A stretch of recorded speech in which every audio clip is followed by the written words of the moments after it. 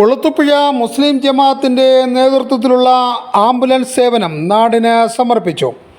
Pattappally PNA Khader memorial trust വകയായി advocate A. Abdul Kareem മുൻകൈയെടുത്താണ് ambulance മുസ്ലിം ജമാഅത്തിന് കൈമാറിയത്.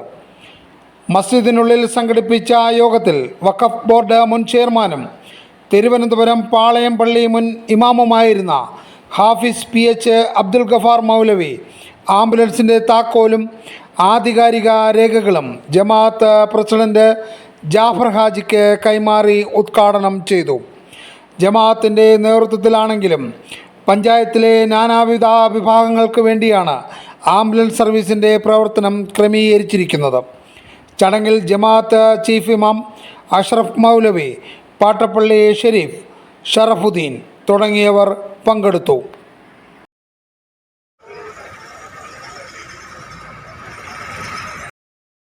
അല്ലാഹു അക്ബർ. കുലൂ തക്ബീർ. അല്ലാഹു അക്ബർ. കുലൂ തക്ബീർ. അല്ലാഹു അക്ബർ. ബിസ്മില്ലാഹിർ റഹ്മാനിർ റഹീം. നിങ്ങളുടെ എല്ലാം അനുഗ്രഹത്തോടെ ആശീർവാദത്തോടെ ആംബുലൻസിൻ്റെ രേഖകളെല്ലാം ഏറ്റുവാങ്ങിയിരിക്കുകയാണ്. സാർ ഒരുപാട് കഷ്ടപ്പെട്ടിട്ടാണ് ഇത് കിട്ടിയത്. അൽഹംദുലില്ലാഹ്.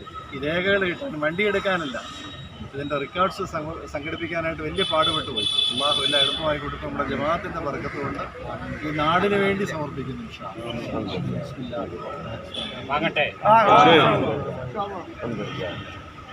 News desk Kulathupuzha.